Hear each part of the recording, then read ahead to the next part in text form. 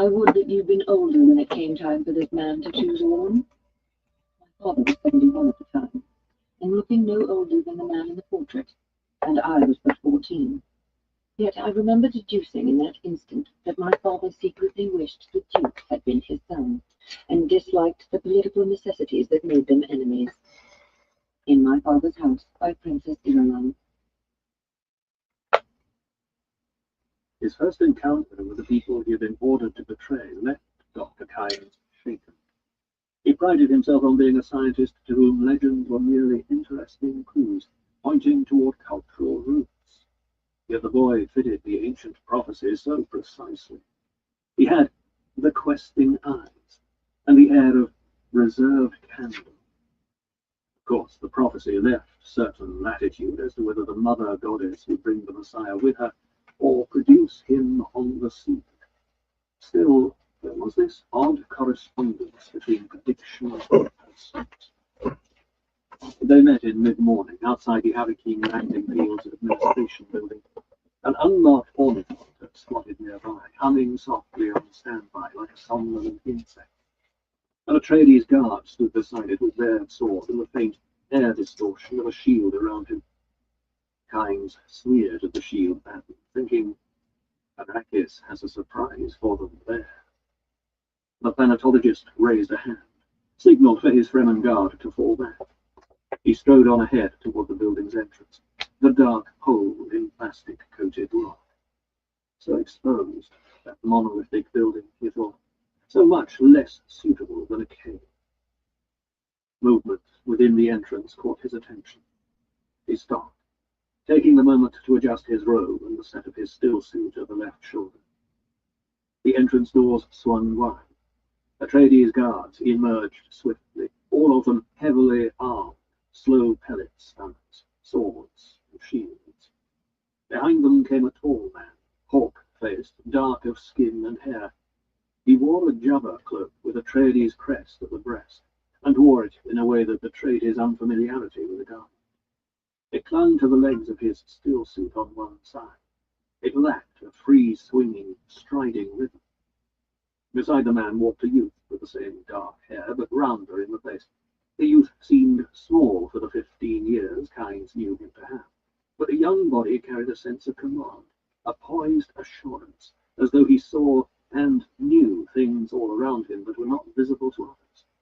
And he wore the same style cloak as his father, yet with casual ease that made one think the boy had always worn such clothing.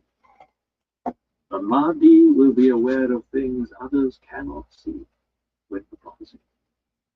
Kynes shook his head, telling himself that it just. With the two guard light them to the bed, came a man Kynes recognized, Gurney Halleck. Kynes took a deep breath to still his resentment against Halleck, who had briefed him on how to be pleased with the Duke of ducal hair. You may call the Duke my lord or sire. Noble-born also is correct, but usually reserved for more formal occasions. The son may be addressed as young master or my lord. The Duke is a man of much leniency, but brooks little familiarity. And Kynes thought as he watched the group approach, they learn soon enough who is master on Arrakis. Order me questioned half the night by that mentor. Expect me to guide them on an inspection of spice mining, do they? The import of Howard's questions had not escaped Kynes. They wanted the Imperial bases, and it was obvious they'd learned of the bases from Idaho. I will have Stilgar send Idaho's head to this Duke, Kynes told himself. The ducal party was only a few paces away now. No, I have the camera back on here just a second, everyone. Kynes bowed. My Lord Duke. As he had approached, the solitary figure standing near the ornithopter later had studied him. Tall, thin, dressed for the desert in loose robe, stillsuit, and low boots. The man's hood was thrown back, its veil hanging to one side, revealing long sandy hair, a sparse beard. The eyes were that fathomless blue within blue under thick brows. Remains of dark stains smudged his eye sockets. You're the ecologist, the Duke said. We prefer the old title here, my lord. Kynes said. Thanatologist, as you wish, the Duke said. He glanced down at Paul. Son, this is the judge of the change, the arbiter of dispute, the man set here to see that the forms are obeyed in our assumption of power over this fief. He glanced at Kynes. And this is my son. My lord, Kynes said. Are you a Fremen? Paul asked. Kynes smiled. I am accepted in both CH and village, young master, but I am in his Majesty's service, the Imperial Thanatologist. Paul nodded, impressed by the man's air of strength. Halleck had pointed Kynes out to Paul from an upper window of the administration building. The man standing there with a Fremen escort, the one moving out toward the ornithopter. Paul had inspected Kynes briefly with binoculars, noting the prim, straight mouth, the high forehead. Halleck had spoken in Paul's ear. Odd sort of fellow. Has a precise way of speaking. Clipped off, no fuzzy edges. Razor apt. And the Duke, behind them, had said, scientist type. Now, only a few feet from the man, Paul sensed the power of Kynes, the impact of personality, as though he were blood royal, born to command. I understand we have you to thank for our still suits and these cloaks, the Duke said. I hope they fit well, my lord, Kynes said. They're a Fremen make, and as near as possible the dimensions given me by your man Halleck here. I was concerned that you said you couldn't take us into the desert unless we wore these garments, the Duke said. We can carry plenty of water. We don't intend to be out long, and we'll have air cover. The escort you see overhead right now, it isn't likely we'd be forced down. Kynes stared at him, seeing the water-fat flesh. He spoke coldly. You never talk of likelihoods, Monarchis. You speak only of possibilities. Halleck stiffened. The Duke is to be addressed as my lord or sire. He later gave Halleck their private hand signal to desist, said, our ways are new here, Gurney. We must make allowances. As you wish, sire. We are indebted to you, Dr. Kynes, later said. These suits, the consideration for our welfare, will be remembered. On impulse, Paul called to mind a quotation from the OC Bible. Said, the gift is the blessing of the giver. The words rang out over loud in the still air. The Fremen escort Kynes had left in the shade of the administration building leaped up from their squatting repose, muttering in open agitation. One cried out, Lisa Nalgai! Kynes whirled, gave a curt chopping signal with a hand, waved the guard away. They fell back, grumbling among themselves, and trailed away around the building. Most interesting, Plato said. Kynes passed a hard glare over the Duke and Paul, said, most of the desert natives here are a superstitious lot. Pay no attention to them. They mean no harm. But he thought of the words of the legend. They will greet you with holy words, and your gifts will be a blessing. Plato's assessment of Kynes, based partly on Howard's brief verbal report, guarded and full of suspicions, suddenly crystallized. The man was Fremen. Kynes had come with a Fremen escort, which could mean simply that the Fremen were testing their new freedom to enter urban areas, but it had seemed an honored guard. And by his manner, Kynes was a proud man, accustomed to freedom, his tongue and his manner guarded only by his own suspicions. Paul's question had been direct and pertinent. Kynes had gone native. Shouldn't we be going, sir? Halleck asked. The Duke nodded. I'll fly my own chopper. Kynes can sit up front with me to direct me. You and Paul take the rear seats. One moment, please, Kynes said. With your permission, sire, I must check the security of your suits. The Duke started to speak, but Kynes pressed on. I have concern for my own flesh as well as yours, my lord. I'm well aware of whose throat would this slit should harm befall you two while you're in my care. The Duke frowned, thinking, how delicate this moment. If I refuse, it may offend him. And this would be a man whose value to me is beyond measure. Yet, to let him inside my shield, touching my person, when I know so little about him. The thoughts flicked through his mind with decision hard on their heels. "We're in your hands," the Duke said. He stepped forward, opening his robe, saw Halleck come up on the balls of his feet, poised and alert, but remaining where he was. "And if you'd be so kind," the Duke said. "I'd appreciate an explanation of the suit from one who lives so intimately with it." "Certainly," Kynes said. He felt up under the robe, the shoulder seals, speaking as he examined the suit. "It's basically a micro sandwich, a high-efficiency filter and heat exchange system." He adjusted the shoulder seals. "The skin contact layer's porous. Respiration passes through it, having cooled the body. Near normal evaporation process. The next two layers," Kynes tightened the chest fit, "include heat exchange filaments and salt precipitators.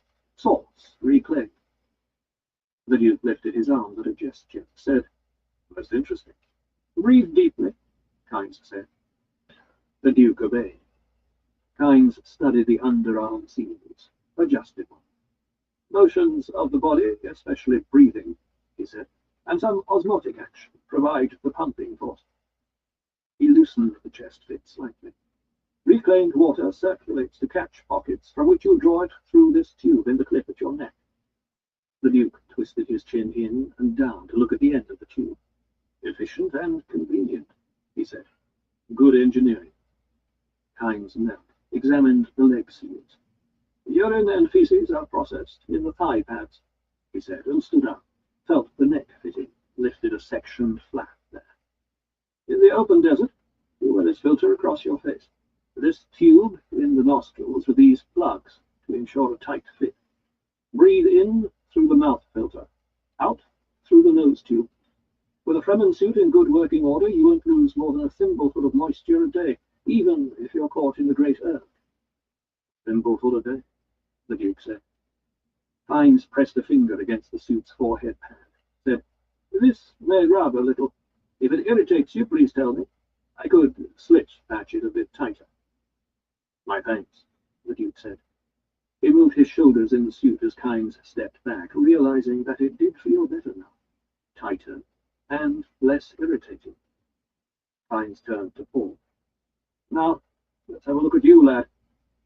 "A good man, but he'll have to learn to address us properly," the Duke thought. Paul stood passively as Kynes inspected the suit. It had been an odd sensation putting on the crinkly, slick-surfaced garment. In his foreconsciousness had been the absolute knowledge that he had never before worn a still suit. Yet, each motion of adjusting the adhesion tabs under Gurney's inexpert guidance had seemed natural, instinctive. When he had tightened the chest to gain maximum pumping action from the motion of breathing, he had known what he did, and why. When he had fitted the neck and forehead tabs tightly, he had known it was to prevent friction blisters. Kynes straightened, stepped back with a puzzled expression. "You've worn a still suit before?" he asked.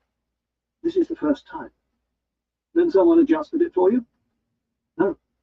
Your desert boots are fitted slip fashion at the ankles. Who told you to do that?" "It seemed the right way." "That it most certainly is." And Kynes rubbed his cheek, thinking of a legend. "He shall know your ways, as though born to them." "We waste time," the Duke said. He gestured to the waiting Thopter, led the way, accepting the guard's salute with a nod. He climbed in, fastened his safety harness, checked controls and instruments. The craft creaked as the others clambered aboard. Kynes fastened his harness, focused on the padded comfort of the aircraft, soft luxury of grey-green upholstery, gleaming instruments, the sensation of filtered and washed air in his lungs as doors slammed and vent fans whirred alive. So soft, he thought. "All secure, sir," Alex said. The later fed power to the wings, felt them cut and dip once. They were airborne in 10 meters, wings feathered tightly, and afterjets thrusting them upward in a steep, hissing climb. "Southeast over the shield wall," Kynes said. "That's what I told your Sandmaster to concentrate his equipment." "Right." The Duke banked into his air cover, the the other craft taking up their guard positions as they headed southeast. The design and manufacture of these still suits bespeaks a high degree of sophistication, the Duke said. Someday I may show you the CH factory, Kynes said. I would find that interesting, the Duke said. I note that suits are manufactured also in some of the garrison cities. Inferior copies, Kynes said. Any Dune man who values his skin wears a Fremen suit. It'll hold your water loss to a thimbleful a day. Properly suited, your forehead cap tight, all seals in order. Your major water loss is through the palms of your hands, Kynes said.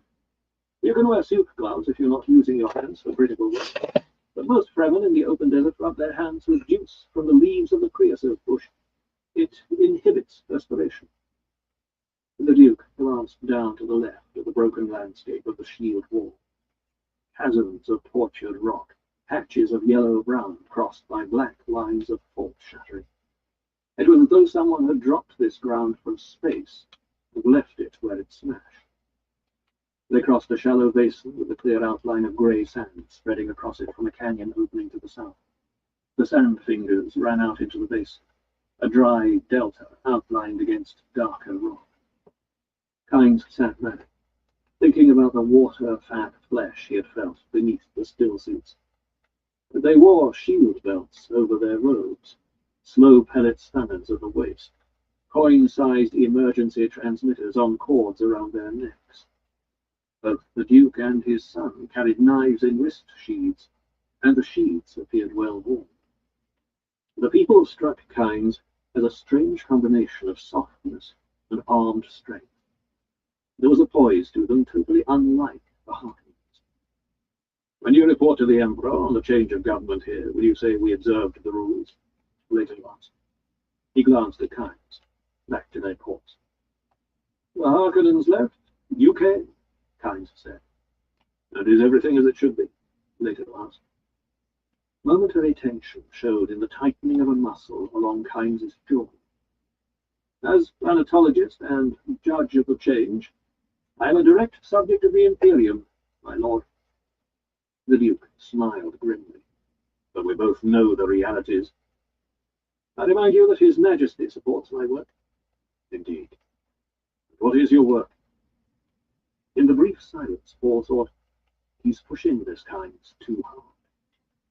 Paul glanced at Halleck, but the minstrel warrior was staring out at the barren landscape. Kynes spoke stiffly. You, of course, refer to my duties as an apologist. Of course. It is mostly dry land biology and botany, some geological work, core drilling and testing. You never really exhaust the possibilities of an entire planet. Do you also investigate the spice? Kynes turned, and Paul noted the hard line of the man's cheek. A curious question, my lord. Bear in mind, Kynes, that this is now my field. My methods differ from those of the Harkonnens. I don't care if you study the spice as long as I share what you discover. He glanced at the planetologist. The Harkonnens discouraged investigation of the spice, didn't they? Kynes stared back without answering. You may speak plainly, the Duke said, without fear for your skin. The Imperial Court is indeed a long way off, Kynes muttered. And he thought, what does this water-soft invader expect? Does he think me fool enough to enlist with him? The Duke chuckled, keeping his attention on their course. I detect a sour note in your voice, sir. We've waded in here with our mob of tame killers, eh? And we expect you to realize immediately that we're different from the Harkonnens. I've seen the propaganda you flooded into CH and village, Kynes said. Love the good Duke. Your core of... Here now, Halleck barked. He snapped his attention away from the window, leaned forward. Paul put a hand on Halleck's arm. Johnny, the Duke said. He glanced back. This man's been long under the Harkonnens. Halleck sat back. Your man Howard's subtle, Kynes said, but his object's plain enough. Will you open those bases to us then? The Duke asked. Kynes spoke curtly. They're His Majesty's property. They're not being used. They could be used. Does His Majesty concur? Kynes darted a hard stare at the Duke. Arrakis could be an Eden, if its rulers would look up from grubbing for spice. He didn't answer my question, the Duke thought. And he said, how is a planet to become an Eden without money? What is money? Kynes asked, if it won't buy the services you need? Ah, the Duke thought. And he said, we'll discuss this another time. Right now I believe I'm going to the edge of the shield wall. Do I hold the same course? The same course, Kynes muttered. Paul looked out his window. Beneath them, the broken ground began to drop away in tumbled creases toward a barren rock plain at a knife edge. Beyond the shelf, fingernail crescents of dunes marched toward the horizon, with here and there in the distance a dull smudge, a darker blotch to tell of something not sand. Rock outcroppings, perhaps. In the heat-addled air, Paul couldn't be sure. Are there any plants down there? Paul asked. Some, Kynes said. This latitude's life zone has mostly what we call minor water stealers, adapted to raiding each other for moisture, gobbling up the trace dew. Some parts of the desert teem with life, but all of it has learned how to survive under these rigors. If you get caught down there, you imitate that life or you die.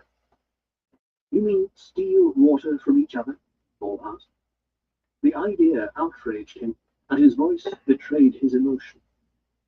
It's done, Kynes said, but that wasn't precisely my meaning. You see, my climate demands a special attitude toward water. You are aware of water at all times. You waste nothing that contains moisture. And the Duke thought, my climate. Come around 2 degrees more southerly, my lord, Kynes said. There's a blow coming up from the west. The Duke nodded. He had seen the billowing of tan dust. He banked the thought around, noting the way the escort's wings reflected milky orange from the dust-refracted light as they turned to keep pace with him. This should clear the storm's edge, Kynes said. That sand must be dangerous if you fly into it, Paul said. Would it really cut the strongest metals? At this altitude, it's not sand, but dust, Kynes said. The danger is lack of visibility, turbulence, clogged intakes.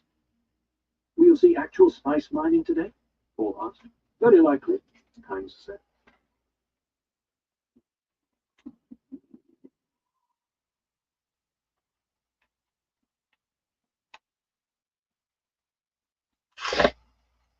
Paul sat back. He had used the questions and hyper-awareness to do what his mother called registering the person. He had Kynes now. Tone of voice, each detail of face and gesture. An unnatural folding of the left sleeve on the man's robe told him of a knife in an arm sheath. The waist bulged strangely. It was said that desert men wore a belted sash into which they tucked small necessities. Perhaps the bulges came from such a sash. Certainly not from a concealed shield belt. A copper pin engraved with the likeness of a hare clasped the neck of Kynes' robe. Another smaller pin with similar likeness hung at the corner of the hood, which was thrown back over his shoulders. Halleck twisted in the seat beside Paul, reached back into the rear compartment and brought out his balisac. Kynes looked around as Halleck tuned the instrument, then returned his attention to their course. What would you like to hear, young master? Halleck asked. You choose, Gurney, Paul said. Halleck bent his ear close to the sounding board, strummed a chord, and sang softly. Our fathers ate manna in the desert, in the burning places where whirlwinds came. Lord, save us from that horrible land. Save us, oh, save us from the dry and thirsty land. Kynes glanced at the Duke, said, You do travel with a light complement of guards, my lord. Are all of them such men of many talents? Gurney, the Duke chuckled. Gurney's one of a kind. I like him with me for his eyes. His eyes miss very little. The planetologist frowned. Without missing a beat in his tune, Halleck interposed, I am like an owl of the desert, oh. I am like an owl of the desert.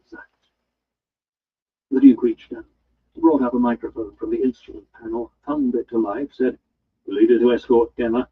Flying object at 9 o'clock, Sector B. You identify it? It's merely a bird, Kynes said, and added, You have sharp eyes. The panel speaker crackled. Then, This Skimmer, object examined under full amplification. It's a large bird.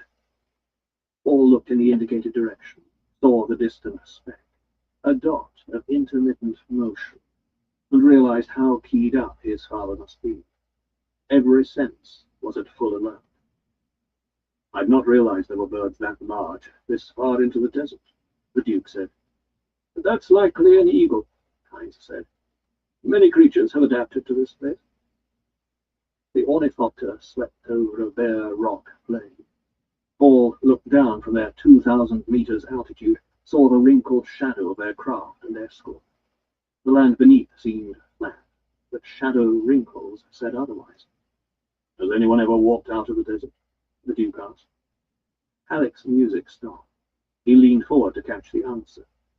Not from the deep desert, Kynes said. Many have walked out of the second zone several times. They've survived by crossing the rock areas where worms seldom go. The timbre of Kynes' voice held Paul's attention. He felt his senses come alert, the way they were trained to do. Ah, the worms, the Duke said. I must see one sometime. You may see one today, Kynes said. Wherever there is spice, there are worms. Always? Halleck asked. Always. Is there a relationship between worm and spice? The Duke asked. Kynes turned, and Paul saw the pursed lips as the man spoke. They defend spice sands. Each worm has a territory. As to the spice, who knows? The worm specimens we've examined lead us to suspect complicated chemical interchanges within them. We find traces of hydrochloric acid in the ducts, more complicated acid forms elsewhere. I'll give you my monograph on the subject.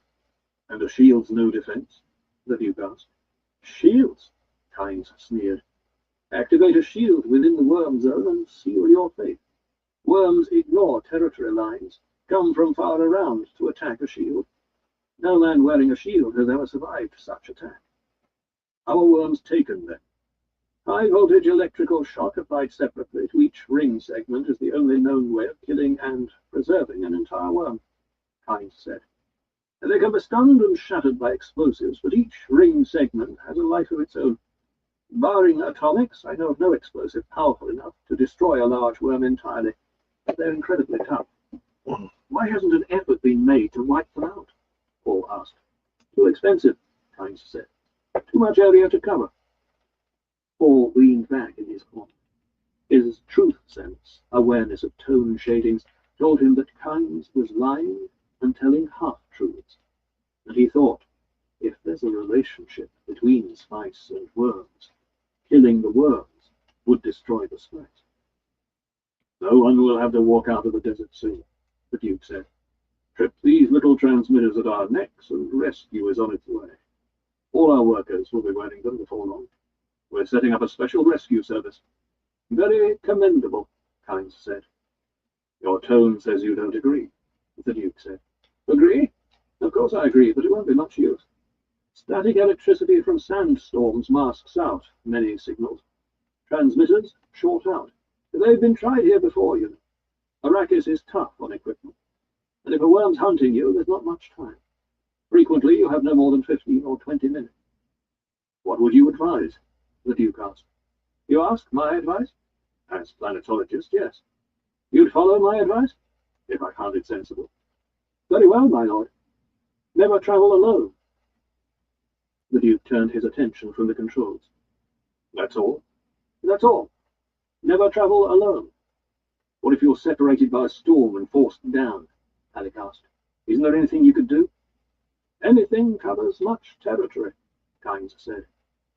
What would you do? Paul asked.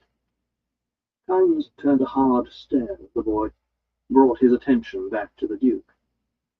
I'd remember to protect the integrity of my stillsuit.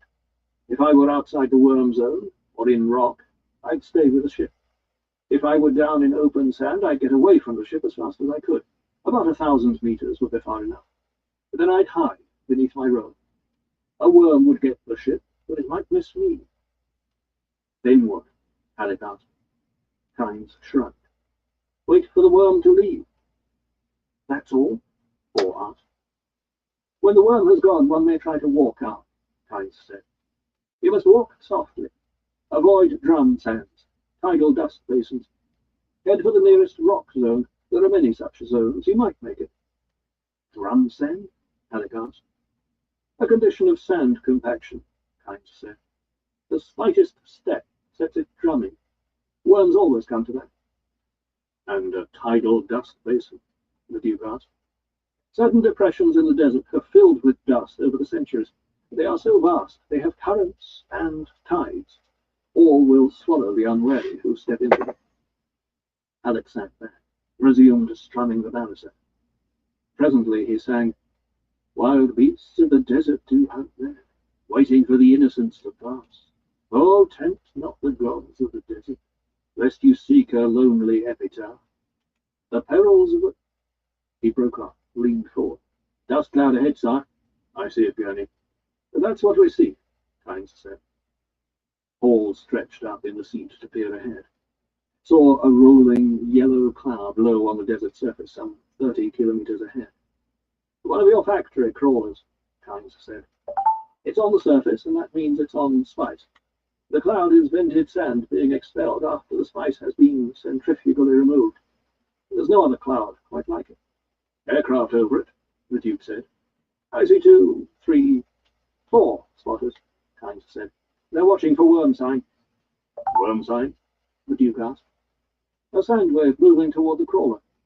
They'll have seismic probes on the surface, too. Worms sometimes travel too deep for the wave to show. Kynes swung his gaze around the sky. Should there carry-all wing around, but I don't see it. A worm always comes, eh? Alec asked. Always. Paul leaned forward, touched Kynes' shoulder. How big an area does each worm stake out? Kynes frowned. The child kept asking adult questions. That depends on the size of the worm. What's the variation? The Duke asked. Big ones may control 300 or 400 square kilometers.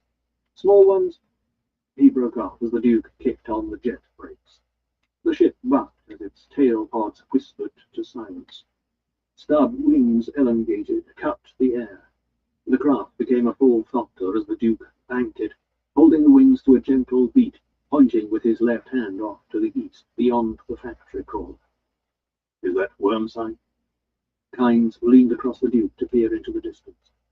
Paul and Halleck were crowded together, looking in the same direction, and Paul noted that their escort, caught by the sudden maneuver, had surged ahead, but now was curving back. The factory crawler lay ahead of them, still some 3 kilometers away. Where the Duke pointed, crescent dune tracks spread shadow ripples toward the horizon, and running through them as a level line stretching into the distance came an elongated mount in motion, a cresting of sand. It reminded Paul of the way a big fish disturbed the water when swimming just under the surface. Worm, Kynes said. Big one. He leaned back, grabbed the microphone from a panel, punched out a new frequency selection. Glancing at the grid chart on rollers over their heads, he spoke into the microphone. Calling crawler at Delta Ajax 9er. Worm sign warning. Crawler at Delta Ajax 9er. Worm sign warning. Acknowledge, please. He waited. The panel speaker emitted static crackles. Then a voice. Who calls Delta Ajax 9er? Over. They seemed pretty calm about it, Alex said. Kynes spoke into the microphone. Unlisted flight, north and east of you about 3 kilometers. Worm sign is on intercept course. Your position, estimated contact 25 minutes. Another voice rumbled from the speaker. This is spotter control. Sighting confirmed. Stand by for contact fix. There was a pause, then, contact in 26 minutes minus. That was a sharp estimate. Who's on that unlisted flight? Over. Halleck had his harness off and surged forward between Kynes and the Duke. Is this the regular working frequency, Kynes? Yes. Why? Who'd be listening? Just the work areas in this area. Cuts down interference. Again, the speaker crackled. Then, this is Delta Ajax 9er. Who gets bonus credit for that spot? Over. Halleck glanced at the Duke. Kynes said, there's a bonus based on spice load for whoever gives first worm warning. They want to know. Tell them who had first sight of that worm, Halleck said. The Duke nodded. Kynes hesitated, then lifted the microphone. Spotter credit to the Duke Leto Atreides. The Duke Leto Atreides, over. The voice from the speaker was flat and partly distorted by a burst of static. We read and thank you. Now, tell them to divide the bonus among themselves, Halleck ordered. Tell them it's the Duke's wish. Kynes took a deep breath, then, it's the Duke's wish that you divide the bonus among your crew. Do you read? Over. Acknowledged and thank you, the speaker said. The Duke said, I forgot to mention that Gurney is also very talented in public relations. Kynes turned a puzzled frown on Halleck. This lets the men know their Duke is concerned for their safety, Halleck said. Word will get around. It was on an area working frequency, not likely Harkonnen agents heard. He glanced out of their air cover, and we're a pretty strong force. It was a good risk. The Duke banked their craft toward the sand cloud erupting from a factory crawler. What happens now? There's a carry-all wing somewhere close, Kynes said. It'll come in and lift off the crawler. What if the carry-all's wrecked? Halleck asked. Some equipment is lost, Kynes said. Get in close over the crawler, my lord. You'll find this interesting. The Duke scowled, busied himself with the controls as they came into turbulent air over the crawler. Paul looked down, saw sand still spewing out of the metal and plastic monster beneath them. It looked like a great tan and blue beetle with many wide tracks extending on arms around it. He saw a giant inverted funnel snout poked into dark sand in front of it. Rich spice bed by the colour, Kynes said. They'll continue working until the last minute. The Duke fed more power to the wings, stiffened them for a steeper descent as he settled lower in a circling glide above the crawl. A glance left and right showed his cover holding altitude and circling overhead. Paul studied the yellow cloud belching from the crawler's pipe vents, and looked out over the desert of the approaching worm trap. Shouldn't we be hearing them call in the carry-all? Halleck asked. They usually have the wing on a different frequency, Kynes said. Shouldn't they have 2 carry-alls standing by for every crawler? The Duke asked. There should be 26 men on that machine down there, not to mention the cost of equipment. Kynes said, You don't have enough He broke off as the speaker erupted with an angry voice. Any of you see the wing? He isn't answering. A garble of noise crackled from the speaker, drowned in an abrupt override signal, then silence, and the first voice. Report by the numbers, over. This is spotter control. Last I saw the wing was pretty high and circling off northwest. I don't see him now, over. Spotter 1, negative, over. Spotter 2, negative, over. Spotter 3, negative, over. Silence. The Duke looked down. His own craft's shadow was just passing over the crawler. Only 4 spotters, is that right? Correct, Kynes said. There are 5 in our party, the Duke said. Our ships are larger. We can crowd in 3 extra each. Their spotters ought to be able to lift off 2 each.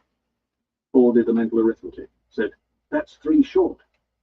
Why don't they have 2 carry-alls to each crawler? Laughed the Duke. You don't have enough extra equipment, Kynes said. All the more reason we should protect what we have. Where could that carry-all go? Halleck asked. Could have been forced down somewhere out of sight, Kynes said. The Duke grabbed the microphone and hesitated, with thumb poised over its switch. How could they lose sight of a carry-all? But they keep their attention on the ground, looking for worm sign, Kynes said. The Duke thumbed the switch, spoke into the microphone. This is your Duke. We are coming down to take off Delta Ajax 9er's crew. All spotters are ordered to comply. Spotters will land on the east side. We will take the west. Over. He reached down, punched out his own command frequency, repeated the order for his own air cover, handed the microphone back to Kynes. Kynes returned to the working frequency, and a voice blasted from the speaker. Almost a full load of spice. We have almost a full load. We can't leave that for a damned worm. Over. Damn the spice, the Duke laughed. He grabbed back the microphone, said, We can always get more spice. There are seats in our ships for all but 3 of you. Draw straws or decide any way you like who's to go. But you're going, and that's an order. He slammed the microphone back into Kynes' hands. muttered, "Sorry," as Kynes shook an injured finger. "How much time?" Paul asked. 9 minutes, Kynes said. The Duke said, "This ship has more power than the others. If we took off under jet with 3/4 wings, we could crowd in an additional man." "That sounds soft," Kynes said. "With 4 extra men aboard on a jet takeoff, we could snap the wings, sire," Alex said. "Not on this ship," the Duke said. He hauled back on the controls as the Thopter glided in beside the crawler. The wings tipped up, braked the Thopter to a skidding stop within 20 meters of the factory. The crawler was silent now, no sound starting from its vents. Only a faint mechanical rumble issued from it, becoming more audible as the Duke opened his door. Immediately their nostrils were assailed by the odor of cinnamon, heavy and pungent. With a loud flapping, the spotter aircraft glided down to the sand on the other side of the crawler. The Duke's own escort swooped in to land in line with him.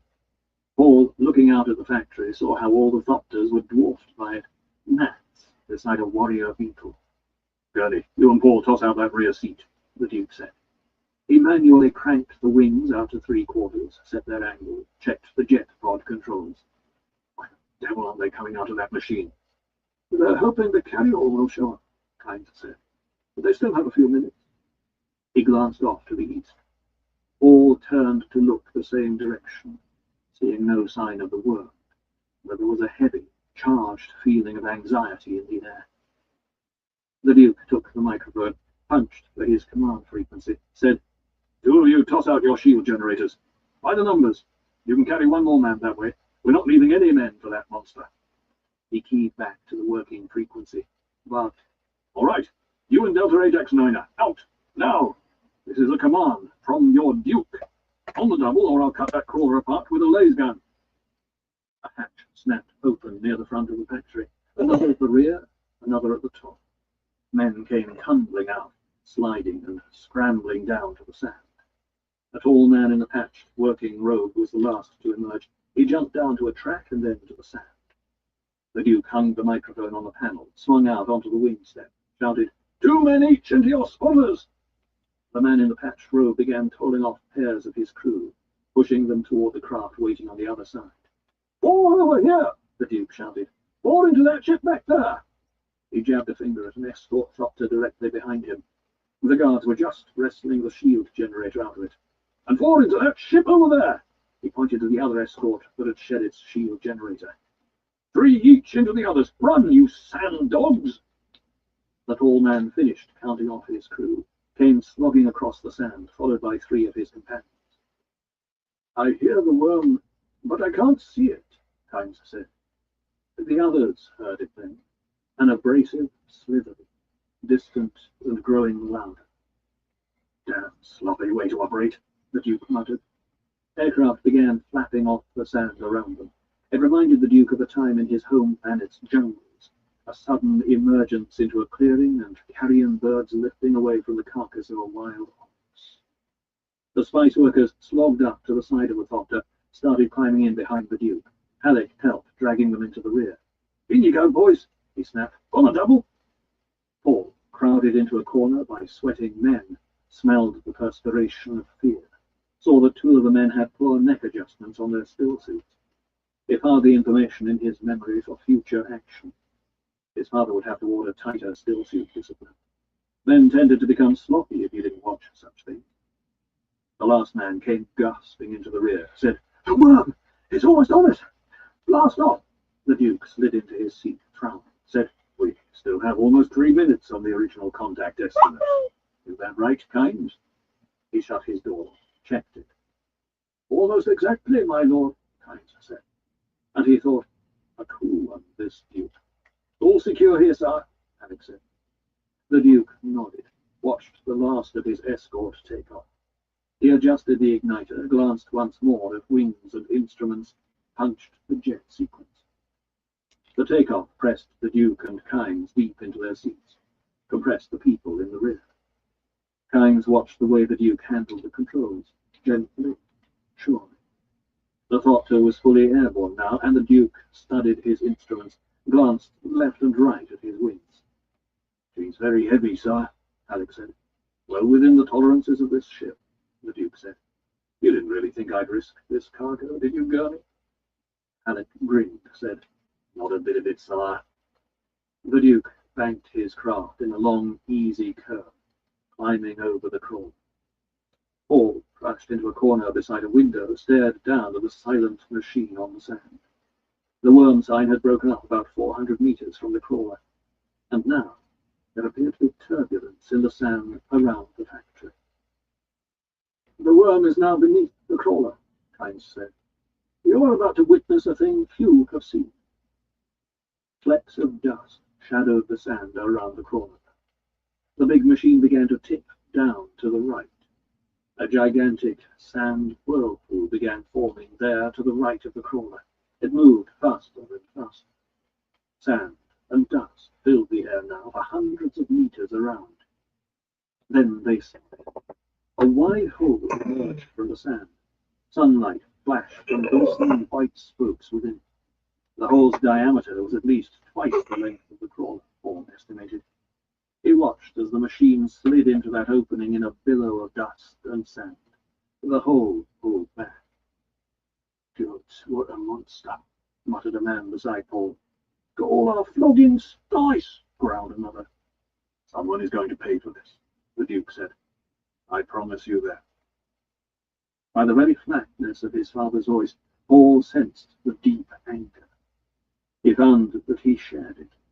This was criminal waste. In the silence that followed, they heard Kynes. Bless the Maker and his water, Kynes murmured. Bless the coming and going of him. May his passage cleanse the world. May he keep the world for his people. What's that you're saying? The Duke asked. The Kynes remained silent. Paul glanced at the men crowded around him. They were staring fearfully at the back of Kynes' head. One of them whispered, Yep. Kynes turned. The man sank back, abashed. Another of the rescued men began coughing, dry and rasping. Presently he gasped, Curse this hellhole! The tall Dune man who had come last out of the crawler said, Be you still, Cos. We must worsen your cough. He stirred among the men until he could look through them at the back of the Duke's head. You be the Duke Leto, I warrant, he said. It's to you we give thanks for our lives. We were ready to end it there until you came along. Quiet man, and let the Duke fly this ship, Alec muttered. Paul glanced at Harry. He too had seen the tension wrinkles at the corner of his father's jaw. One walked softly when the Duke was in a rage. Later began easing his thopter out of its great banking circle, stopped at a new sign of movement on the sand. The worm had withdrawn into the depths, and now, near where the crawler had been, two figures could be seen moving north, away from the sand depression. They appeared to glide over the surface with hardly a lifting of dust to mark their passage. Who's that down there? The Duke barked. Two Johnnies who came along for the ride, sir, said the tall Dune man. Why wasn't something said about them? It was a chance they took, sir, the Dune man said. My lord, said Kynes, these men know it's of little use to do anything about men trapped on the desert in worm country. We'll send a ship from base for them, the Duke snapped. As you wish, my lord, Kynes said. But likely when the ship gets here, there'll be no one to rescue. We'll send a ship anyway, the Duke said. They were right beside where the worm came up, Paul said. How'd they escape? The sides of the hole cave in and make the distances deceptive, Kynes said. You waste fuel here, sir, Alec ventured. Aye, Gurney. The Duke brought his craft around toward the shield wall. His escort came down from circling stations, took up positions above and on both sides. Paul thought about what the Dune man and Kynes had said. He sensed half-truths, outright lies. The men on the sand had glided across the surface so surely, moving in a way obviously calculated to keep from luring the worm back out of its depths. Frank, Paul thought. Who else would be so sure on the sand? Who else might be left out of your worries as a matter of course, because they are in no danger? They know how to live here. They know how to outwit the worm. What were Fremen doing on that crawler? Paul asked. Kynes whirled. The tall Dune man turned wide eyes on Paul, blue within blue within blue. "Who be this lad?" he asked. Halleck moved to place himself between the man and Paul, said, "This is Paul Atreides, the ducal heir." "Why says he there were Fremen on our rumble?" the man asked. "They fit the description," Paul said. Kynes snorted. "You can't tell Fremen just by looking at them." He looked at the Dune man. "You, who were those men?" "Friends of one of the others," the Dune man said. "Just friends from a village who wanted to see the spice sands." Kynes turned away. Fremen. But he was remembering the words of the legend. "The Lisan al-Gaib shall see through all subterfuge." "They be dead now, most likely, young sword," the Dune man said. "We should not speak unkindly on them." But Paul heard the falsehood in their voices, felt the menace that had brought Halleck instinctively into guarding position. Paul spoke dryly. "A terrible place for them to die." Without turning, Kynes said, "When God hath ordained a creature to die in a particular place, he causeth that creature's wants to direct him to that place." Plato turned a hard stare, and Kynes, returning the stare, found himself troubled by a fact he had observed here. This duke was concerned more over the men than he was over the spice. He risked his own life and that of his son to save the men. He passed off the loss of a spice caller with a gesture. The threat to men's lives had him in a rage. A leader such as that would command fanatic loyalty. He would be difficult to defeat. Against his own will and all previous judgments, Kynes admitted to himself, "I like this duke."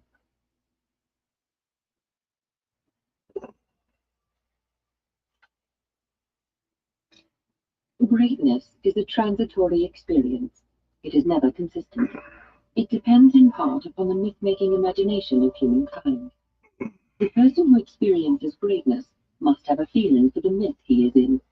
He must reflect what is projected upon him, and he must have a strong sense of the sardonic. This is what uncouples him from belief in his own pretensions.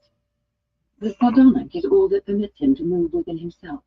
Without this quality, even occasional greatness will destroy a man. From Collected Sayings of Muad'Dib by the Princess Irulan. In the dining hall of the Arakeen Great House, suspensor lamps had been lighted against the early dark. They cast their yellow glows upward onto the black bull's head with its bloody horns, and onto the darkly glistening oil painting of the old duke. Beneath these talismans, white linen shone around the burnished reflections of the Atreides silver, which had been placed in precise arrangements along the great table, little archipelagos of service waiting behind crystal glasses, each setting squared off before a heavy wooden chair. The classic central chandelier remained unlighted, and its chain twisted upward into shadows where the mechanism of the poison snooper had been concealed. Pausing in the doorway to inspect the arrangements, the Duke thought about the poison snooper and what it signified in his society. "All of a pattern," he thought. "You can thumb us by our language, the precise and delicate delineations for ways to administer treacherous death. Will someone try Chalmurky tonight, poison in the drink? Or will it be Chalmers, poison in the food?" He shook his head. Beside each plate on the long table stood a flagon of water. There was enough water along the table, the Duke estimated, to keep a poor Arakeen family for more than a year. Flanking the doorway in which he stood were broad laving basins of ornate yellow and green tile. Each basin had its rack of towels. It was the custom, the housekeeper had explained, for guests as they entered to dip their hands ceremoniously into a basin, slop several cups of water onto the floor, dry their hands on a towel, and fling the towel into the growing puddle at the door. After the dinner, beggars gathered outside to get the water squeezes from the towels. Not typical of a Harkonnen people, the Duke thought. Every degradation of the spirit that can be conceived. He took a deep breath, feeling rage tighten his stomach. "The custom stops here," he muttered. He saw a serving woman, one of the old and gnarled ones the housekeeper had recommended, hovering at the doorway from the kitchen across from him. The Duke signalled with upraised hand. She moved out of the shadows, scurried around the table toward him, and he noted the leathery face, the blue within blue eyes. "My lord wishes?" She kept her head bowed, eyes shielded. He gestured. "Have these basins and towels removed?" "My noble lord." She looked up, mouth gaping. "I know the custom," he barked. "Take these basins to the front door. While we're eating and until we've finished, each beggar who calls may have a full cup of water. Understood?" Her leathery face displayed a twisting of emotions. Dismay, anger. With sudden insight, later realized that she must have planned to sell the water squeezings from the foot-trampled towels, wringing a few coppers from the wretches who came to the door. Perhaps that also was a custom.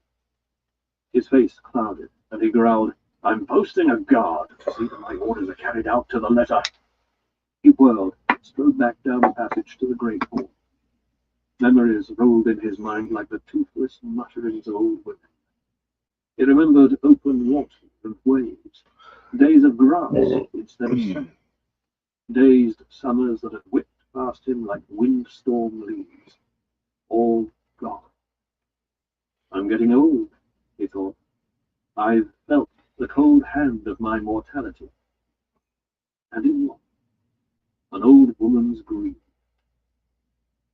In the great hall, the Lady Jessica was the centre of a mixed group standing in front of the fireplace. An open blaze crackled there, casting flickers of orange light onto jewels and laces and costly fabrics. He recognized in the group a still-suit manufacturer down from Carthage, an electronics equipment importer, a water shipper whose summer mansion was near his polar cap factory, a representative of a guild bank. Lean and remote, that was.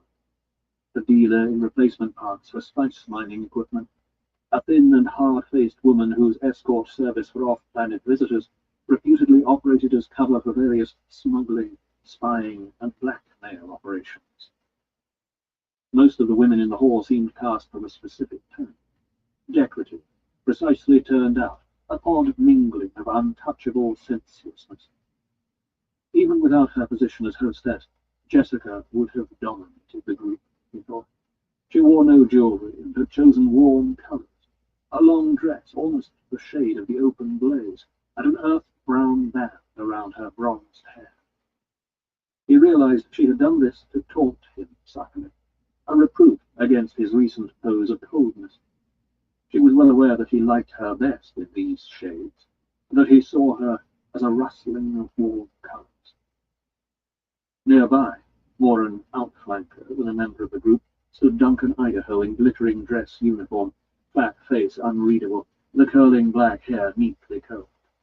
He had been summoned back from the Fremen and had his orders from Howard. "Under pretext of guarding her, you will keep the Lady Jessica under constant surveillance." The Duke glanced around the room. There was Paul in the corner, surrounded by a fawning group of the younger Arakeen Richesse, and aloof among them, 3 officers of the house troop. The Duke took particular note of the young women. What a catch a ducal heir would make. But Paul was treating all equally with an air of reserved nobility. He'll wear the title well, the Duke thought, and realized with a sudden chill that this was another death thought. Paul saw his father in the doorway, avoided his eyes. He looked around at the clusterings of guests, the jeweled hands clutching drinks, and the unobtrusive inspections with tiny, remote-cast snoopers. Seeing all the chattering faces, Paul was suddenly repelled by them. They were cheap masks, locked on festering thoughts, voices gabbling to drown out a loud silence in every breast. "I'm in a sour mood," he thought, and wondered what Gurney would say to that. He knew his mood's source. He hadn't wanted to attend this function, but his father had been firm. "You have a place, a position to uphold. You're old enough to do this. You're almost a man." Paul saw his father emerge from the doorway, inspect the room. then crossed to the group around the Lady Jessica. As Leto approached Jessica's group, the water shipper was asking, "Is it true the Duke will put in weather control?" From behind the man, the Duke said, "We haven't gone that far in our thinking, sir." The man turned, exposing a bland, round face, darkly tanned. "Ah, the Duke," he said. "We missed you." Leto glanced at Jessica. "A thing needed doing." He returned his attention to the water shipper, explained what he had ordered for the laving basins, adding, "As far as I'm concerned, the old custom ends now." "Is this a ducal order, my lord?" the man asked. "I leave that to your own conscience," the Duke said. He turned, noting Kynes come up to the group. One of the women said, "I think it's a very generous gesture, giving water to the—" Someone shushed. The Duke looked at Kynes, noting that the planetologist wore an old-style dark brown uniform with epaulets of the Imperial Civil Servant and a tiny gold teardrop of rank at his collar. The water shipper asked in an angry voice, "Does the Duke imply criticism of our custom?" "The custom has been changed," Leto said. He nodded to Kynes, marked a frown on Jessica's face, thought, "Not become. It'll increase rumours of friction between us." "With the Duke's permission," the water shipper asked, "I'd like to inquire further about customs." Leto heard the sudden, oily tone in the man's voice, and noted the watchful silence in this group, the way heads were beginning to turn toward him around the room. "Isn't it almost time for dinner?" Jessica asked. "But our guest has some questions," Leto said. And he looked at the water shipper, seeing a round-faced man with large eyes and thick lips, recalling Howard's memorandum. "And this water shipper is a man to watch. Lingard Butte, remember the name? The Harkonnens used him, but never fully controlled him." "Water customs are so interesting," Butte said, and there was a smile on his face. "I'm curious what you intend about the conservatory attached to this house. Do you intend to continue flaunting it in the people's faces, my lord?" Leto held anger in check, staring at the man. Thoughts raced through his mind. It had taken bravery to challenge him in his own ducal castle, especially since they now had Butte's signature over a contract of allegiance. The action had taken also a knowledge of personal power. Water was indeed power here. If water facilities were mined, for instance, ready to be destroyed as a signal, the man looked capable of such a thing. Destruction of water facilities might well destroy a racket. That could well have been the club this Butte held over the Harkonnens. "My lord, the Duke and I have other plans for our conservatory," Jessica said. She smiled at Leighton. "We intend to keep it, certainly, but only to hold it in